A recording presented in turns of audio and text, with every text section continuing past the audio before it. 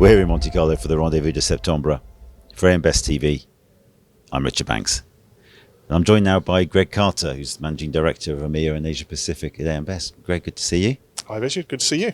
So, generally a buoyant mood here in Monte Carlo. What could derail all that success? Well, as a credit analyst, it's always fun to think about the things that could derail a good market. It is a buoyant market, and I think we've seen some very positive comments, and we've seen some hugely positive results out of the industry. That's not to say we can be complacent, and certainly are some clouds on the horizon. I think one of the big talking points this week has been US casualty. And I think to a certain extent it's probably got more publicity than it deserves. It's undoubtedly a problem area, but there are pockets of poor performing casualty and pockets of better performing casualty. And what we've seen is a huge divergence in views as to companies' appetite to be in that marketplace. So I think that's definitely an issue that it's a valid discussion in the absence of a big headline act. It's taken a lot of debate time this week. Longer term, I think the impact of interest rates will be potentially a factor for the sector, and I have a strong view that ultra low interest rates for a long period of time has not been a good thing for the insurance or reinsurance sector, and seem to be in a softening cycle for interest rates, and so that's a potential cloud on the horizon too. So we're here, as always, in Monte Carlo at the middle of the hurricane season.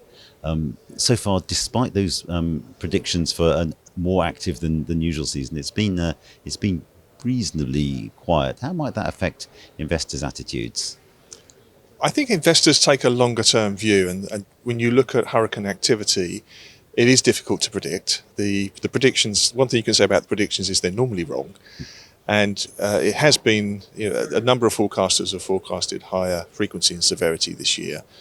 We haven't seen that yet, but it's early days. We're in the middle of September, and September is normally the most active month for hurricanes. So we can't rule out a big end to the season, if you like.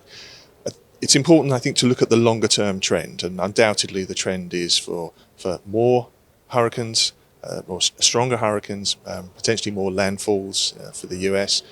And so you may get a good year, you may get a bad year, but you have to look at the longer term trend. So amid discussions of hurricanes, amid discussions of casualty and some of the drivers of that discussion, obviously that's a focus on North American predominantly preoccupations. People here from all over the world in Monte Carlo. Tell us some of the things you're seeing from other geographies. Certainly, well, perhaps I could focus on Asia Pacific, because that's something of a neglected topic at this event, and there are a number of big Asian reinsurance companies here, and it is an important market, albeit smaller than some of the more well-known developed markets, and particularly the US. The Asian market has seen generally more consistent, stable results, and there's a number of factors for that. Probably most importantly is geographically it's very diverse, so you get a diversification benefit in terms of catastrophe events. 2023 we saw fewer major cat events impacting the reinsurance sector for AP. And also it's a market where you've probably got a much higher percentage of quota share business, so that tends to bring a degree of stability.